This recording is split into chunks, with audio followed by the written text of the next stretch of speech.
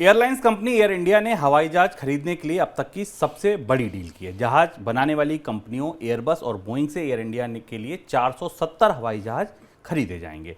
17 साल में पहली बार एयर इंडिया अपने लिए हवाई जहाज खरीदने जा रही है। पिछले साल जनवरी में टाटा ग्रुप ने सरकार से एयर इंडिया को खरीदा था। सर, पहला सवाल, ये डील इतनी महत्वपूर्ण क्यों है और कैसे हुई पूरी डील?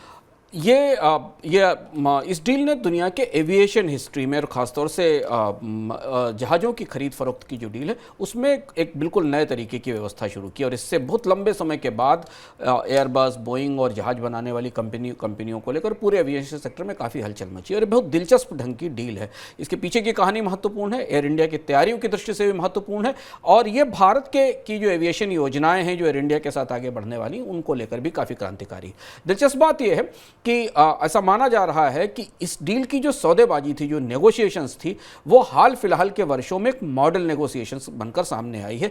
कैसे भारत ने एयर इंडिया ने सीक्रेटली दो कॉम्पिटिटर्स को आपस में डील किया, क्योंकि दोनों मिलकर बोइंग और एयरबस दुनिया की सबसे बड़ी कंपनियां हैं और बोइंग एयरबस मिलकर भारत को जहाज बेचना चाहते थे। प्रतिस्पर्धा इन दोनों कंपनियों के बीच में थी। करीब करीब जो नंबर्स आ रहे हैं उस हिसाब से जो 470 की जहाज़ों की डील हुई है, शुभम में 220 एयरक्राफ्ट बोइंग से आएंगे और बचे हुए एयरबस से आएंगे। दोनों कंपनियों की जो प्रतिस्पर्धा थी उसे एयर इंडिया के जो नेगोशिएटर्स थे उन्होंने बहुत सफाई से डील किया। इसी बीच में ये पूरा नेगोशिएशन पिछले 1 साल तक से लंदन में चल रहा था। इसी बीच में एयरबस कुछ विवाद में फंसी थी कतर एयरवेज के साथ, उसका भी लाभ लिया गया। बोइंग पहले से एक विवाद में फंसी हुई है, बोइंग की छवि को लेकर काफ़ी चुनौतियां बनी हुई थी जिस पर हम आगे बात करेंगे, उनका भी लाभ लिया गया।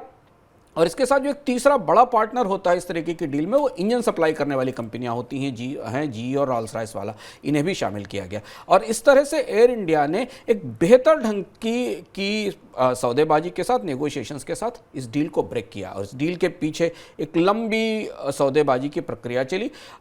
चूंकि दो बड़े देशों की दुनिया की सबसे बड़ी कंपनियां जिनके लिए ये सबसे बड़ी डील थी, बोइंग के इतिहास की तीसरी सबसे बड़ी डील है। अपने इतिहास में बोइंग ने अभी तक के बोइंग के इतिहास में इससे बड़ी जहाज की डील कभी नहीं की, तो बोइंग के इतिहास की सबसे बड़ी डील थी और एयरबस के लिए तो बहुत बड़ी डील थी। तो इन दोनों कंपनियों की जो डिस्परेशन था उसे एयर इंडिया ने बहुत सफाई के साथ संभाला और भारत के लिए और ये अपने लिए डील की। एयरबस ने अभी इसका साइज़ नहीं बताया है कि वो जो जहाज़ बेचने जा रही है उसकी उसका की वैल्यू क्या होगी, पर बोइंग अपने कार्ड प्राइस जिसको कहते हैं एविएशन की भाषा में उसको अनाउंस करता है। बोइंग के लिए $34 बिलियन की डील है। इसमें 190 737 मैक्स एयरक्राफ्ट होंगे, 20 बोइंग के 787 होंगे और 10 787 एक्सेस होंगे, 777 एक्सेस होंगे। ये 3 महत्वपूर्ण जहाज होंगे। एविएशन सर्किल्स में सुबह से हम जानने की बात करने की कोशिश कर रहे थे, बेहद रोमांचक ढंग से इसके किस्से सुनाए जा रहे हैं कि कैसे लंदन के एक होटल में लंबी बातचीत चली, कैसे भारत के नेगोशिएटर्स ने इन दोनों कंपनियों की जो चुनौती और दबाव था उनका सफाई से बहुत चतुरता से इस्तेमाल किया और कौटिक रूप से भी भारत के लिए दो बड़ी ताकतों एविएशन सेक्टर में, अमेरिका और फ्रांस के लिए इसके साथ अपने रिश्ते और बेहतर करने का माध्यम भी बनी ये डील। सर, एयर इंडिया के लिहाज से अगर देखें तो ये डील कितनी महत्वपूर्ण है?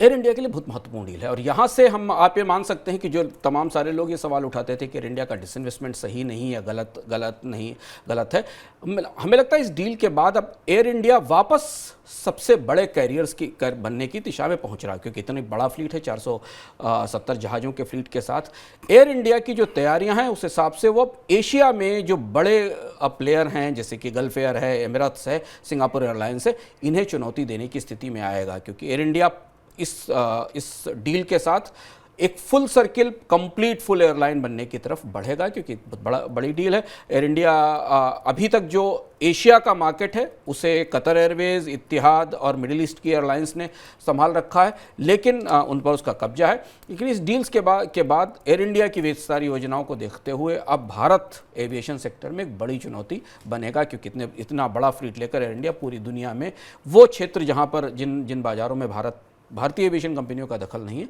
वहाँ ये पहुँचेगा। और ये महत्वपूर्ण बात थी और इसके लिए इसके साथ भारत के एविएशन सेक्टर में लंबे समय के बाद, कोविड के और उसके बाद भी काफ़ी कुछ उत्सुकता और हलचल दिखाई दे रही है। इसमें डील के अंदर जो एयरबस से A350 के वाइड बॉडी एयरक्राफ्ट लिए गए। होड़ ये थी कि छोटे जहाज़ों की बिक्री के मामले में बोइंग आगे रहे और बड़े जहाज़ों की बिक्री के मामले में एयरबस आगे रहे।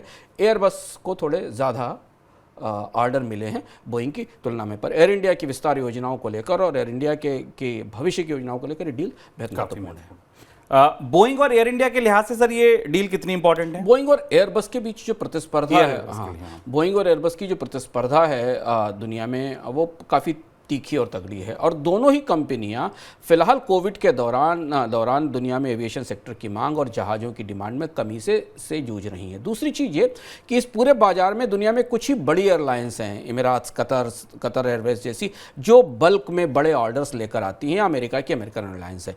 पहली बार बाजार में एक और तीसरा बड़ा और सबसे बड़ा खिलाड़ी आ गया है जो प्राइस नेगोशिएशंस की ताकत लेकर आया है। बोइंग का हमें याद होगा कि बोइंग 2021 में $2.5 बिलियन के जुर्माने से गुजरी थी। 737 मैक्स में दुर्घटनाएं हुई थी और आरोप लगाया गया था कि बोइंग ने अपने जिन वायु सेवाओं को जहाज बेचे थे उन्होंने उनको सही सूचना नहीं दी थी। तो बोइंग की छवि और बोइंग की साख के लिए ये काफ़ी भारी पड़ा था। इधर एयरबस के ऑर्डर्स का इशू था। फ्रांस के लिए बड़ी चुनौती थी कि एयरबस जैसी विराट कंपनी को रखा जा सके।